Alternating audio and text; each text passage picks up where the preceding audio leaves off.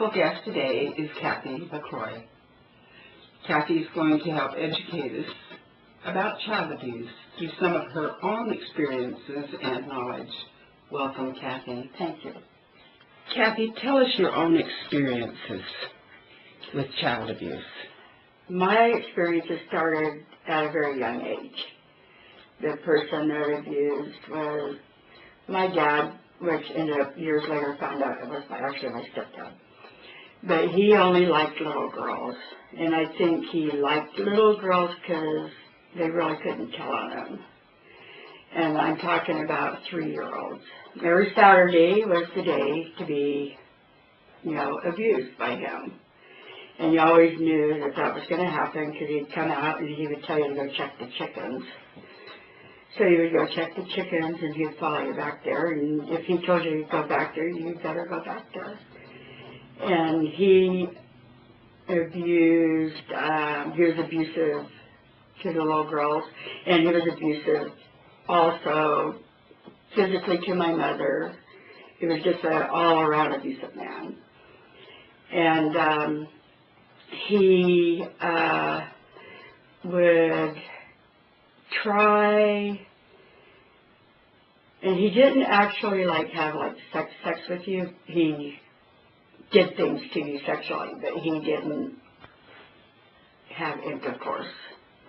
He did other things and stuff. But the guilt I had was that I never told on him, because I should have told on him, and hopefully it would have protected other children, because he probably abused all the neighbor girls. And I have suspicion that he abused boys too, but I'm not sure. But I am suspicious of it. And then when I got a certain age, finally I realized that I really didn't have to let him do that to me anymore. And I threatened him because he was going to spank me for something I didn't do. And I wasn't going to let him spank me no matter what. And he would try to hit me with the belt, and I'd go, ha ha, you missed me. And so I kept doing that, and he got so mad at me. And he never really touched me anymore after that, but then he went after my sister. How old were you when you finally defied him? I was probably 10, somewhere around in there. Because I think I was either in 4th grade or 5th grade. I was pretty young, and from that day on, when I did that, his and my relationship changed, because he was afraid of me then. That's how I looked at it anyway, that I made him afraid of me. And he was afraid of me because of what I could tell. And then, he abused my sister, and she got more of it since I wasn't handy anymore. And I always felt bad about that. And for years, I felt really bad about it because my sister actually kind of held me responsible for it. And as an adult, we have not that good a relationship. And I finally forced her to talk to me about it. I think one of the reasons I was able to get through all of it is I've never kept it quiet, except for to the person I should have told. Right. My friends all knew, because I told them to stay away from him, that they couldn't trust him. I was really open.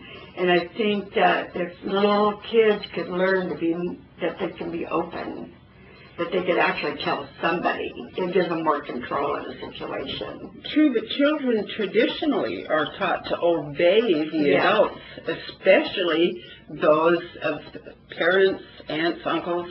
They're taught to obey them. Yes. And that creates a big problem because they don't teach them to obey them. Sometimes they teach them to obey them, period. Oh, yes, we would get whippings real good. We didn't. Not by the mother.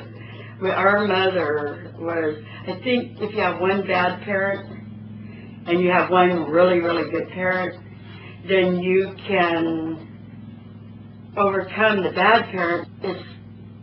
My mom's children were very important to her. And I think she's the person that kept us together as a family. And because of her, I was able to handle the situation I was in because I didn't want to hurt her. In fact, I never even told her until I was about 24.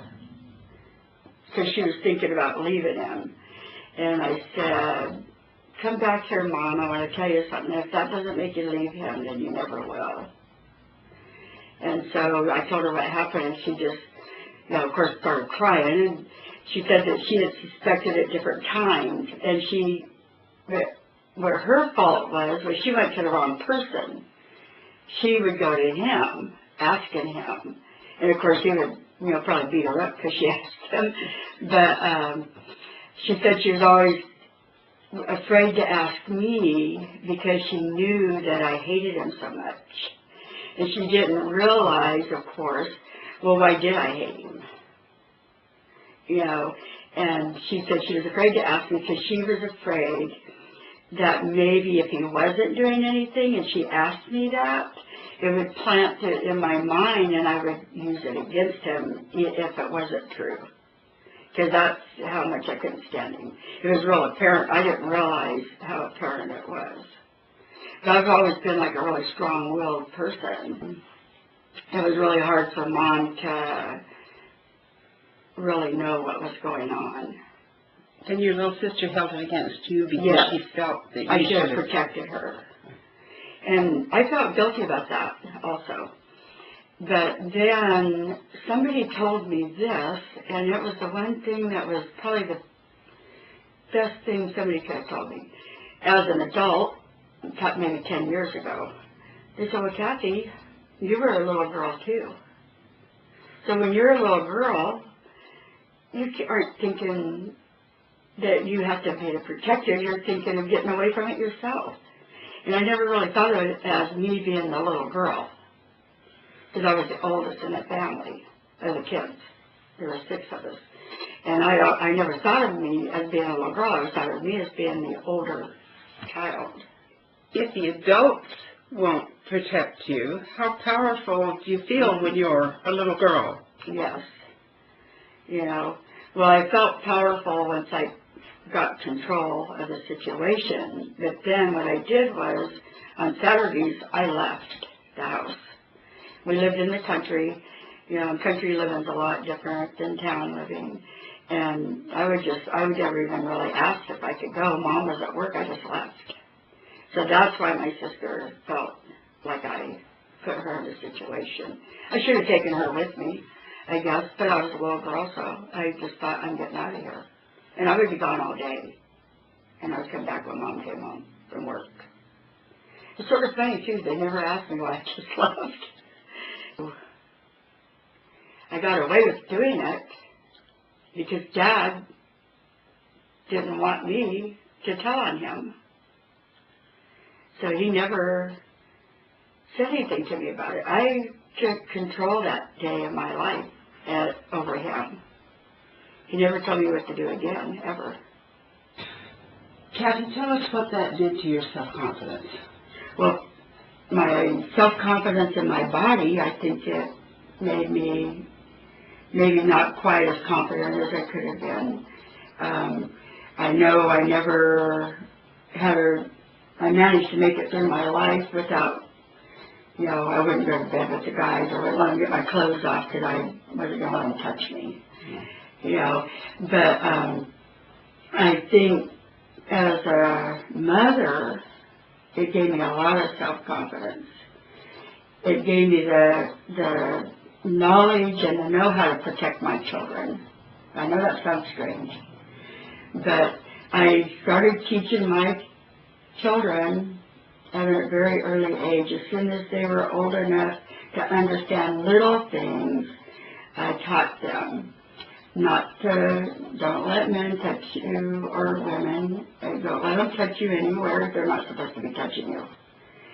If somebody touches you in the wrong way, you tell me. And I explained to them, don't let them touch you, in your private areas. Don't let them touch you on your chest. I go, because adult people are not supposed to touch little children. And so I took the abuse I had to teach my children not to have it. And my children now are teaching their children the same way I taught them. So maybe the next generation in your family will be safer because of Yes. that. Well, I always feel that something good could come out of something bad. Right. And so I feel that the good out of the bad was teaching my children. I would go through that again if it was to protect my children. Right.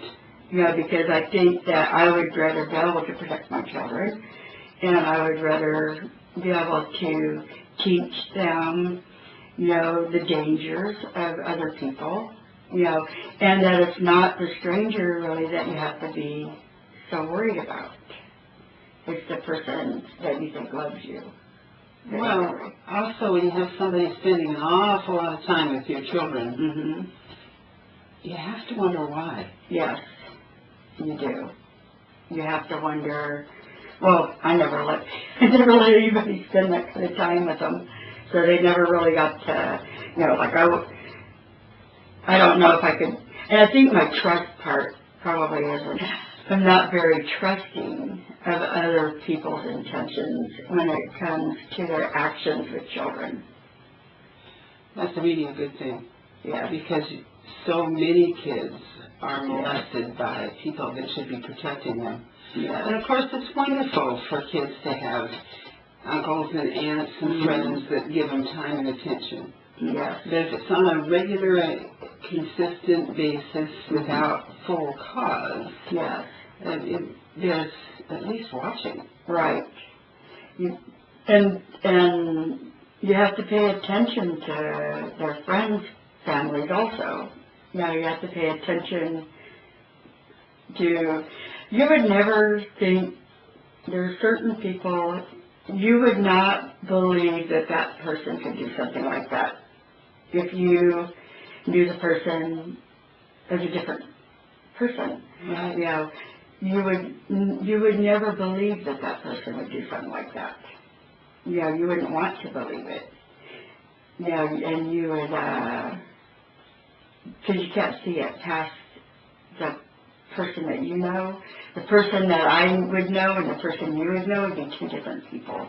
That's what's amazing about it. So many of them have a squeaky clean public image, and that's what gives them access to kids. Yes. That's not an accident. No. And so I think as far as my confidence and stuff, I always felt pretty confident in, you know, the way I handle things and situations and everything. I know people that just very gay.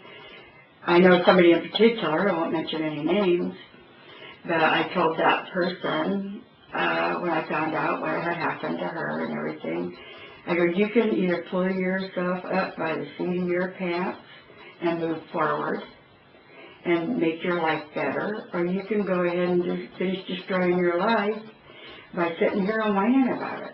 Right. Yes, it happened, but you're a little girl and you can't do anything about it. Right. So just pull yourself up and move forward. And put the blame where it belongs. Don't Yes, care of it. and it's not your blame, Right. but you're a little girl. Yeah. It's so amazing how some people will Yes. abuse a child, Mm-hmm. and especially sexual abuse, and then call the child immoral or Yes. slut or no Yes. good. I was never, ever called names, or I was never threatened. You know, like, a lot of abusers will say things like, now don't tell anybody, this is between us, you know, it's a private thing between us, and don't tell anybody because Daddy will get in trouble or so, you know. And, but I was never, ever threatened or told anything. I just knew I knew that I should not tell. Right. You know, I knew that. You know, I was never told not to, but I knew. Well, he was so abusive, violent-wise, that you'd be afraid. yeah, that if you did tell, you'd think you'd get the, Yeah. you know. But so I never really considered it to tell. When you look across the board and you see the psychological reaction that abuse causes kids. What do you think that is compared to your own life and the other people that you've talked to about it? I don't know, because I think each person's so individual, and each person, it could just destroy and devastate one person to their whole life would be destroyed. Right. Yeah, and then, I mean, mentally, they wouldn't be able to deal with life. And then other people, it's like, it happens, so it's done. Yeah. I mean, with me, that's how it is. Right. You know, and some people carry part of it on their back. You know, you don't ever forget it. Right. You know, I always wanted to be more powerful about it and help people. I mean, for a long time, I've always wanted to just be able to do something to help kids not have to go through that. But I kept my own self from doing that because I didn't want to hurt my mom. Because I didn't want her to have to hear me talking about it and hear me going through it. Don't you see a parallel here? Mm-hmm. The parallel is this. You accepted, wittingly or unwittingly, guilt and responsibility for not being able to protect your little sister when you were just a little girl. Now you believe and feel that your mom would accept the same horrible guilt for not being able to protect you from a man that was violent and mean when she was a whole lot littler than him. And she had children in the family. Now, so many violent, cruel, and abusive men will threaten the child to hurt the mother. I've experienced that myself. I didn't think of it like that. Yes. I was married to a guy in Utah that would threaten my baby.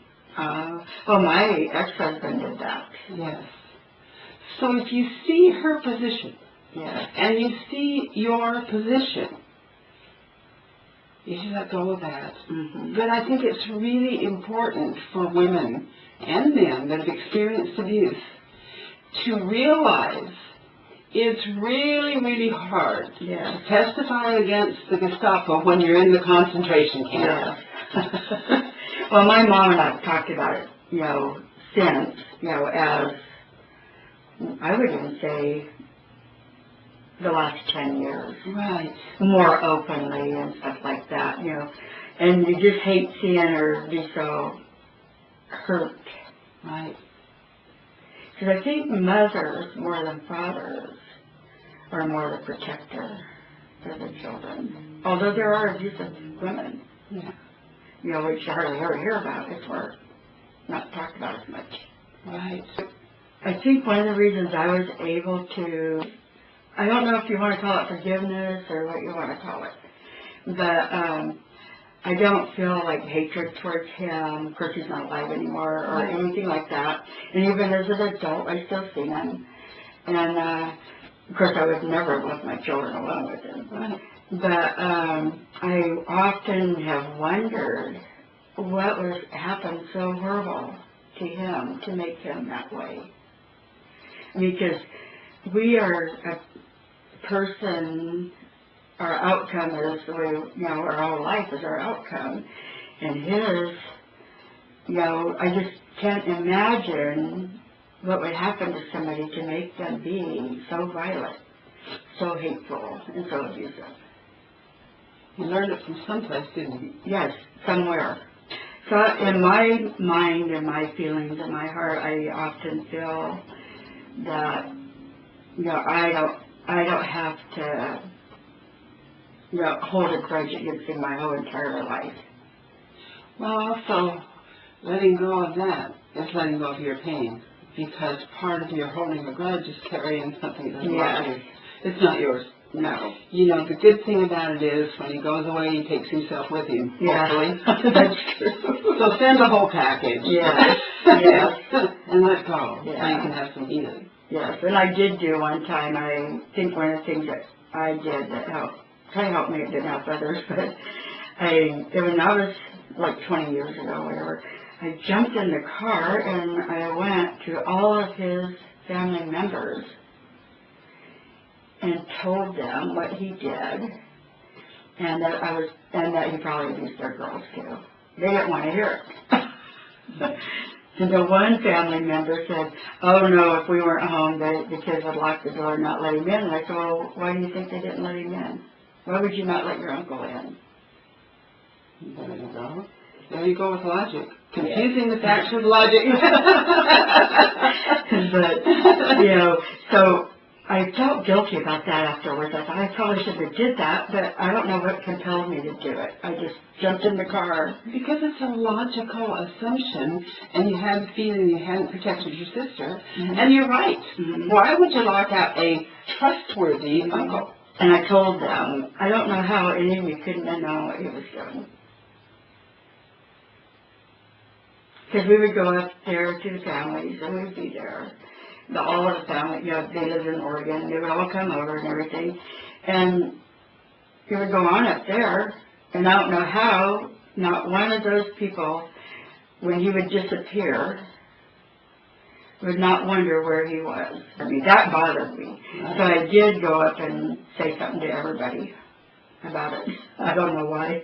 Felt bad later, but it was too late. I already did it. You shouldn't have felt bad, because you responded like that with the guilt that you hadn't protected your sister. So you were trying to protect the rest of the people that might be hurt by him. And so there's no guilt there. Right.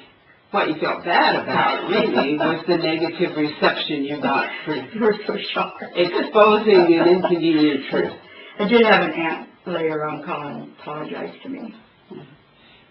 A lot of people can't deal with an inconvenient truth. No, they don't want to. Yeah. They remember the old story, kill the messenger, never mind the message. Yeah. Well, they don't want to confront the problem. They don't want, because if they accept it, Right. then they have to do something about it. Exactly. And so they don't want to accept it because it's easier to turn your head, I think. Because if you do look at it, you do have to do something. That's the mess we're in today. We refuse to look at something painful we need to do something about. Yes. And we have major abuse problems, Big. especially in families. Yes. I was told by a mental health expert, the family is the most dangerous place to be. I think it is. Because once that family steps inside and closes the door, but what goes on inside is nobody else's business. Right. So he who is biggest wins on the inside. My mom, Yes. My mom used to always tell me, because I was always open mouthed, and I think that's another reason why it was easier for me to get past it and through it, because I always talked about it. Right. When I was little to my friends, and as an adult also, sometimes too open mouthed, I think, because people are like, whoa. And my mom, she goes, you just don't need to go around telling everybody all the business. And I go, well, Mom, at least that way, I don't have to worry about when secrets come back on me, because I won't have any.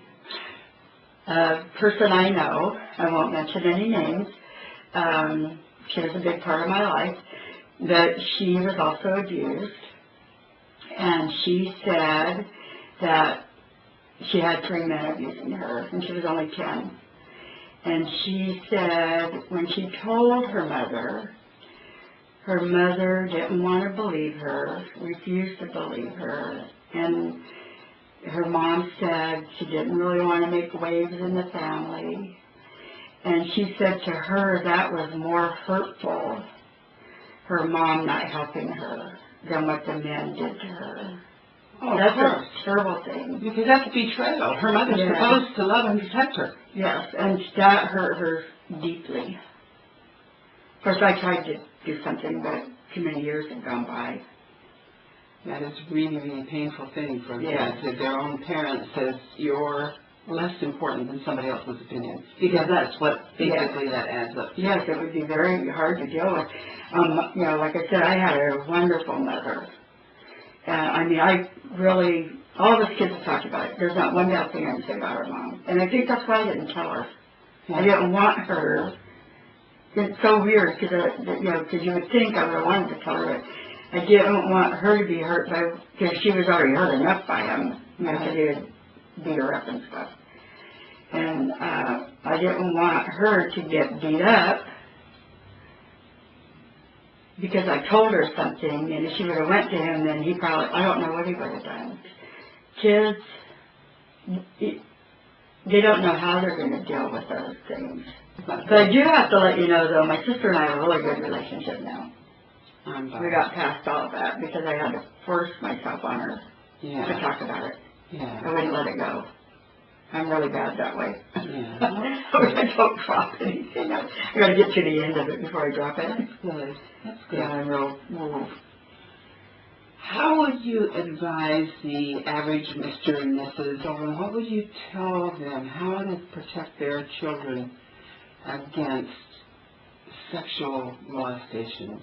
From an early age, you start teaching your children age-appropriate things that they can understand, how, to protect themselves, and to tell, like I told my children, if somebody, now this is going to sound terrible, but I said, if somebody is trying to abuse you, when they got older, to understand that I'm trying to do things they shouldn't do to you.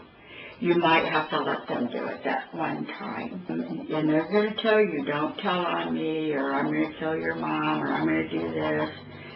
Then you just agree with them. Everything they say, you agree. And then when you leave, you come and tell me, and that person will never touch you again. Yeah. You just have to let your children know that whatever they need to do to be safe. I think you kind of hit the nail on the head about whatever you need to do to be safe, because a little kid isn't going to look up to a 200-pound adult and say, well, I'm going to tell on you, especially when they say, I'm going to kill your little brother. Right. Which is typical. Right. You just say, I won't tell, and then you leave and you're safe, you tell. If an adult person's going to take a child, they're going to do whatever they want to that child. Right. And they might kill that child. Right.